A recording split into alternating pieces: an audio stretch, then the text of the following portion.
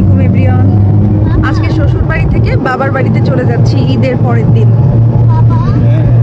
এই যে এখন আমরা রওনা দিয়ে দিয়েছি।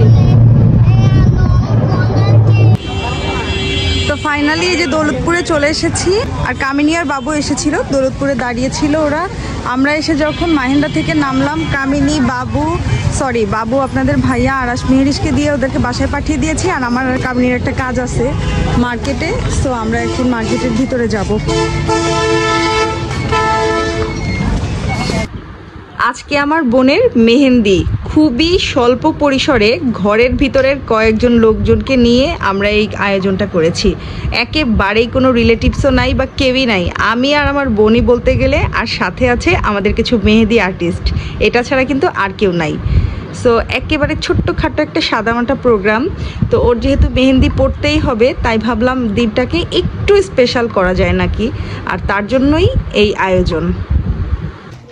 এখন হলুদের স্টেজ সাজানো হচ্ছে, আর এখানে হচ্ছে লাইটিং করা হচ্ছে কালকে হলুদের জন্য। কামিনীর হলুদ স্টেজের লাইটিংয়ের কাজ অনেকটাই কমপ্লিট হয়ে গিয়েছে।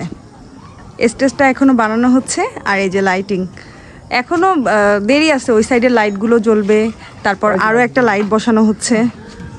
সো মোটামুটি শেষ হয়েছে। এগুলো কিন্তু কামিনীর সারপ্রাইজ। ও শুধু জানে আমরা ছোট্ট করে একটা স্টেজ বানাচ্ছি, তাও নিজেরা আমি, বাবু বা ভাই বোনরা যারা আছি তারা মিলে। কিন্তু এই যে লাইটিং করছি আর এই যে ভাইয়া আমাদের স্টেজ সাজিয়ে দিচ্ছেন, এগুলো কিছুই জানে না ও, সব কিছুই ওর কাছে সারপ্রাইজ। সো এখন মেহেদি দিচ্ছে ওকে, এগুলো সব সারপ্রাইজ হিসেবেই দিব। এখানে এনে ওর ছবি তুলবো আর কি। হ্যাঁ কামিনী আসো, কোন দিকে?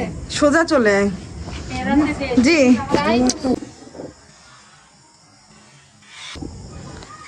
আর এই যে কামিনী এখন ফটোশুট নিয়ে ব্যস্ত, আর ওর পার্সোনাল ফটোগ্রাফার হচ্ছে ওর বেস্ট ফ্রেন্ড। সে তাকে বিভিন্ন স্টাইলে ফটো তুলে দিচ্ছে, একবার দাঁড়িয়ে একবার বসে। আর এটা হচ্ছে আমাদের ব্রাইড। মাশাল্লাহ বলতে কিন্তু কেউ ভুলবেন না।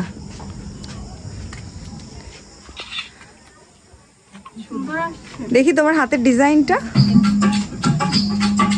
মাশাআল্লাহ। এখনো এক হাতের মেহেদি নিতে বাকি। আমি আমার বোনের বিয়েতে অনেক বেশি ব্যস্ত ছিলাম, তাই কোনো অকেশনের ভিডিও ঠিকঠাক মতো নিতে পারিনি। সো যে কটা ক্লিপ পেরেছিলাম নিয়েছিলাম। সো আমি ভিডিওর শেষে কিছু ছবি অ্যাড করে দিচ্ছি। মেহেন্দি সুন্দর, মেহেন্দিটা আমরা হলুদ সন্ধ্যার স্টেজেই করেছিলাম। কামিনী সব কিছু দেখে অনেক বেশি সারপ্রাইজ হয়েছিল এবং হ্যাপি হয়েছিল।